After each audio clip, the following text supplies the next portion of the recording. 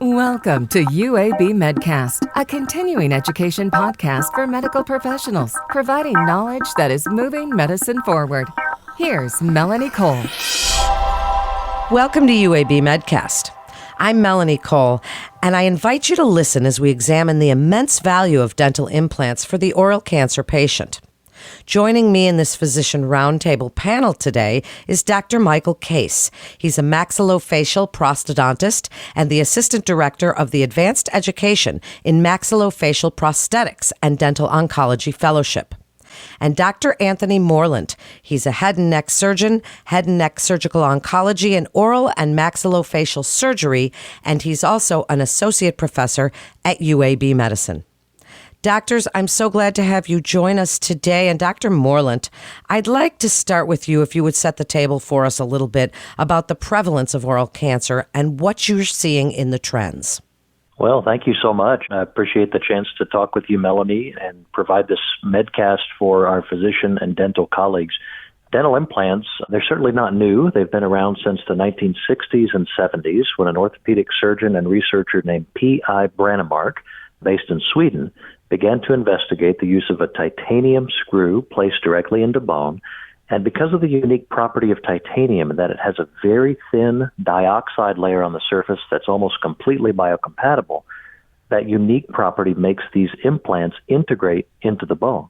And so similar to other orthopedic implants, they can't be unscrewed, and these are permanent fixtures. And so because of that unique biomechanical property, these can actually be used to support the immense chewing forces that are generated during mastication. And the implant itself, as many of you may be aware, involves a screw, a titanium screw that's actually threaded into the maxilla or the mandible. That has to be placed precisely because the next phase, called the abutment, actually comes through the soft tissue into the mouth and is the platform for the actual dental restoration. The dental restoration is something made by a dentist or a prosthodontist, someone like Dr. Kase with his expertise, and that restoration can take the form of a porcelain or metallic or even acrylic or plastic-based tooth-shaped structure. It can be removable or screwed in and fixed, and for the average patient who loses a tooth, it's truly the Cadillac or the state-of-the-art treatment in 2022. For the cancer patient, someone who's had radiation therapy, who's had major surgery, including reconstructive surgery using microvascular preflaps, dental implants are absolutely essential.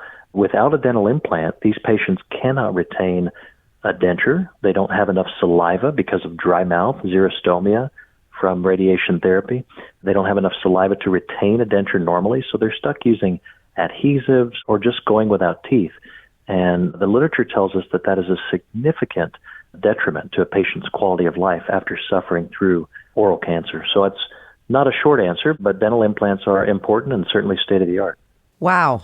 Really fascinating information. Dr. Morlandt and Dr. Kase, how is the oral rehabilitation of a patient with oral cancer such a challenge for clinicians, as Dr. Morlandt has just gone through some of the options available? Speak a little bit about some of the challenges, and you can even speak about the optimal timing of this implant placement regarding survival rates and the oral cancer patient. Well, the challenges associated with any implant prosthesis with one of these cancer patients is very difficult to manage. There's things such as the xerostomia, the lack of saliva, the inability to open the mouth, the trismus, things like that, which just inhibit my access to get into these implants. And once I'm able to access the implants, then we have to worry about things such as how the tissue is going to behave after these large procedures that Dr. Morlandt or Dr. Ying do, where they're essentially transforming the entire jaw with a different bone from a different part of the body. So the tissue essentially doesn't know how to react. It overreacts, and then we're left trying to manage this tissue to get it to a point where it's predictable and we can move forward and make some sort of prosthesis, whether it's fixed or removable, and varying other options that we have. Sometimes that involves tissue splints or tissue conditioning, stuff like that, splints that get screwed down, splints that the patient can take out, anything to manage that area to give us enough space where we can make the eventual prosthesis. As far as failure rates, that's where we run into things related a lot to the potential for radiation therapy and the osteoradionecrosis which may occur. So generally we like to place these implants before any radiation occurs. So optimal timeline would be at the time of surgery, of course, but sometimes that can't be done, so we've got to try and get it in before the radiation begins, or we got to plan it very, very, very carefully so we don't end up in tissue that has been radiated. But there is a slew of problems and challenges that come with all these patients, but as a team we work together, overcome them, and give the patient prosthetics that help them function and have a much improved quality of life. I'd also like to add to what Dr. Kase said. The ideal time to place these implants, however, is not after the radiation. And so what a lot of major academic centers struggle with is when the patient comes in and has their initial surgery, let's say to remove cancer of the tongue or cancer of the upper or lower jaw, that patient may have reconstructive surgery, but then go on to receive radiation without ever having their dental implants placed. And unfortunately, that then renders that patient essentially unable to ever receive a prosthetic and unable to ever have proper oral function. And that impacts nutrition, and it impacts their psychosocial performance and their quality of life. And so what we've really tried to do at UAB is, with a fantastic team in MSO, a fantastic team in our billing and compliance office, is work with the dental insurance carriers and even medical insurance carriers before the patient ever has their major cancer surgery. And that way we can place the implants the same day as they're having their major oral surgery before they've ever received radiation. So dramatically lowers the risk of implant failure, and it makes that patient wake up from their operation feeling whole. And that hasn't been done in the past, and we're seeing that there is quite a bit of benefit in just changing that order and making those initial extra steps happen. Dr. Morlandt, can you speak a little bit about patient selection and how or when you might use each of these options that you've mentioned today? Are you working with the patient? And we've talked about your multidisciplinary team, and we're going to talk about that a little bit more coming up. But can you speak a little bit about patient selection for these? Every patient who comes to UAB with a new diagnosis of oral cancer should be seen by a dentist. Many of them do come from an existing general dentist, and maybe an oral and maxillofacial surgeon or an ear, nose, and throat surgeon performs the biopsy. But regardless of how they come to us, they need to be managed by a general dentist. And so by collaborating with that general dentist, we can understand if they've been a patient with good long-term compliance, if these are patients who only go to the dentist once in a great while when they have pain or infection. These may not be ones who can tolerate a complex, elegant, state-of-the-art implant-based restorative plan. So the greatest contributor to success for some of the things we can offer is maintenance and oral hygiene and having good follow-up from a local general dentist. So that probably is the greatest factor in patient selection. And then we have some patients who we really are looking for them to have realistic expectations. After a devastating injury, even if it's a surgically created injury or a radiation-induced injury, both necessary to treat their cancer, after an injury like this, they need to understand that there will be permanent changes to speech and chewing and swallowing. There may be permanent limitations in mouth opening. And though we can overcome a lot of that, we want to have a patient who understands these are all attempts to make them whole, but never will be quite the same as their pre-surgical state. And so there's a good bit of psychology, there's a good bit of just managing expectations before we ever take that patient to surgery. And I think that's really important. Yes, I would like to echo what Dr. Morlandt just said, is that's probably one of the single most important things we need to worry about with this patient selection is definitely management of expectations. Just a simple number to throw out there is for a non-oncologic patient that's just getting your standard complete dentures. I always have the conversation with them to say, all of your teeth are no longer there, so your chewing function is going to be inhibited. And I try and explain that even with the best fitting dentures, you're only going to get about 60 to 70% chewing efficacy as you would with your normal teeth. So you can imagine that these patients that undergo so much surgery, so much radiation or chemotherapy, all the comorbidities they have along with it, the problems that are inherent to prosthetic with them is going to be pretty great. So as long as you manage their expectations, you can kind of tailor the appropriate treatment to them.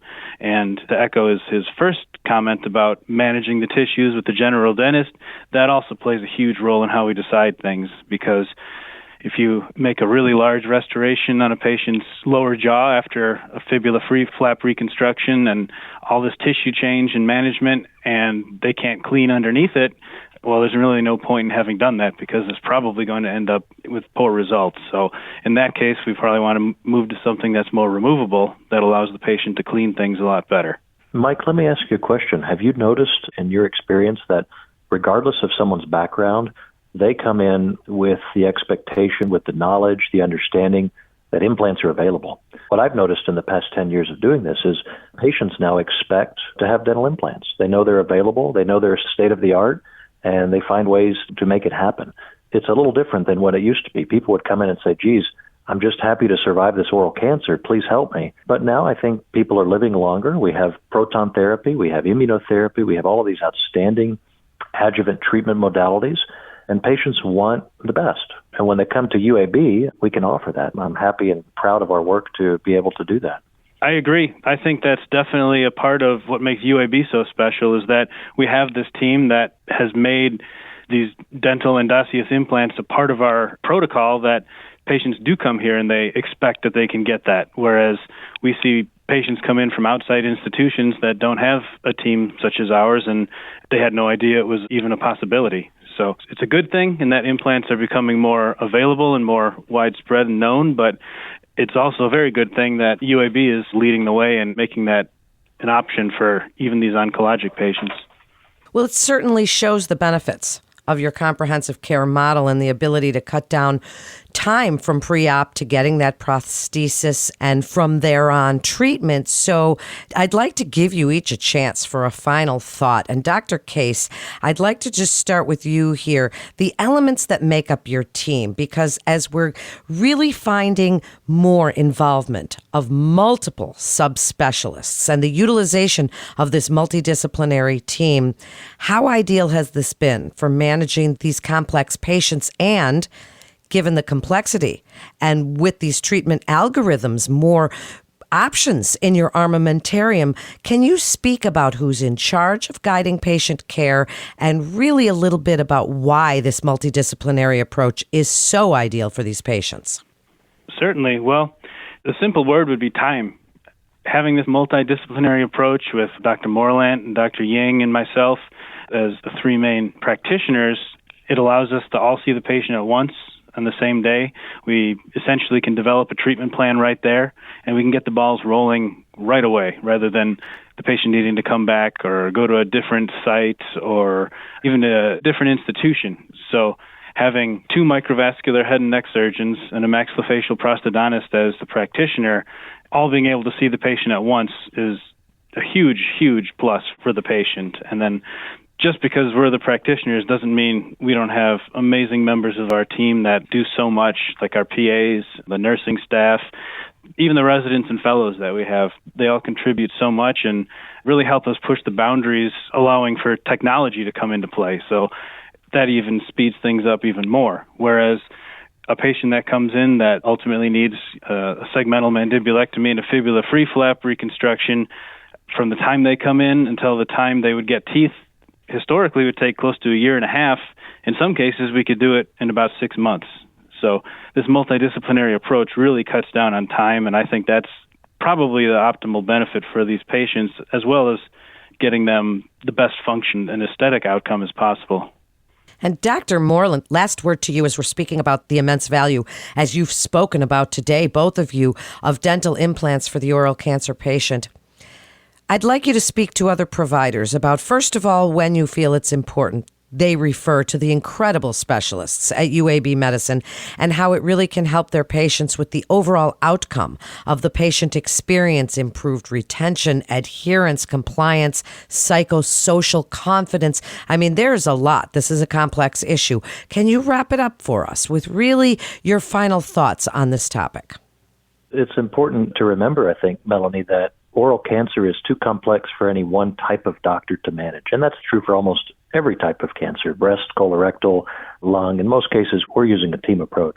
We are very blessed in Alabama to have extremely strong and well-trained community-based practitioners, and we work with all of them. We work with general dentists, oral surgeons, ear, nose, and throat, radiation oncology, medical oncology, speech pathology, the entire gamut. So one thing we offer is certainly for the surgical aspect of the care. When the patient comes to us, we can have that patient mentally and psychologically ready for the next phase in their cancer treatment, which for head and neck is usually radiation therapy, and in some cases, chemotherapy or immunotherapy. We can have that patient ready for the next phase when they leave UAB. The challenge is that this is really a marathon event for most patients who aren't having care at a major medical center like ours. At least in the surgical and dental arenas, they are going from office to office and having months and months of treatment, and it's exhausting. It's psychologically exhausting, and it's financially taxing for the patient to be sort of stretched out. And so what we've tried to do is compress that treatment plan into a very efficient, very well-run, operated system that then allows the patient to get on with their treatment and get on with survival. I think that's what we offer. It's an exciting time, and of course we're very fortunate to have all of the 3D-based planning and surgical navigation and technology here at the institution. We've been very well supported by the institution to put all of these things in place in the clinic, in the operating room, on the floor for our inpatients. So we're fortunate to be able to offer that to our community-based providers. Well, you certainly are, and thank you both so much for sharing your incredible expertise and experience. And I hope that you'll come back on, because we didn't even get into the technology involved. And as you said, this is such an exciting time to be in your field, and the technology is advancing ever rapidly. So come back on and let's speak about some of that. And thank you again for joining us. A physician can refer a patient to UAB Medicine by calling the MIST line at 1-800-UAB-MIST or by visiting our website at uabmedicine.org/physician. That concludes this episode of the UAB Medcast. Please remember to subscribe, rate, and review this podcast and all the other UAB Medicine podcasts. I'm Melanie Cole.